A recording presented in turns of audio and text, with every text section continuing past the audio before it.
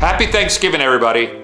Hope you're enjoying some turkey, some family time, maybe some football, perhaps even some lively dining room conversation as we head into a presidential election year. You know the old maxim about holidays and family, don't discuss politics or religion. And so I'm not going to do either here. You know, of course, we never actually do.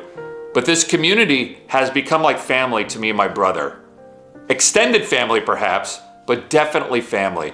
We've received hundreds of thousands of comments to our videos, and the themes are all pretty similar, which is thank you for bringing to life the stories of ordinary Americans who are asked to do extraordinary things under the most difficult circumstances. And they did it unfailingly, unflinchingly, without complaint, without bravado. The stories of people who met the moment because they were asked to, because it was the right thing to do, because they felt obligated to, because they didn't know how to fail. My brother Tom and I feel honored to bring these stories to life, to keep the memories of these heroes alive and front and center. We consider it a humbling privilege, to be honest, especially because so many of you have reached out with your own stories or that of your families, and you trusted us to tell them. I gotta say, that means an awful lot to us, something we appreciate and we take seriously. There's nothing more sacred than being trusted to tell somebody else's story, especially battlefield stories, which by their nature are very personal and intimate, poignant and moving. It's not lost on us for a moment what a privilege it is to be able to tell these stories, and it motivates us to make sure that we're honoring those legacies as best we can.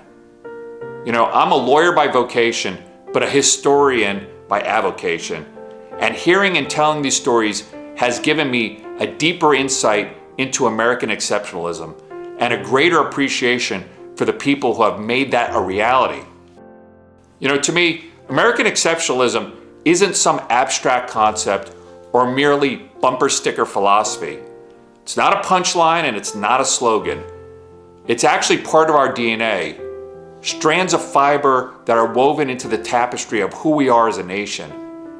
And those fibers are people, not events.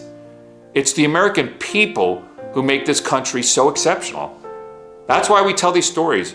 We're in search of the genesis of our exceptionalism. And it turns out it's in the individual stories of these men and women. And by the way, not just the men and women who've earned the medals or who shaped their times or who are remembered by history, but equally in the stories of people we've never heard of, that history is either overlooked or is forgotten. That's where our true greatness lies, in their stories.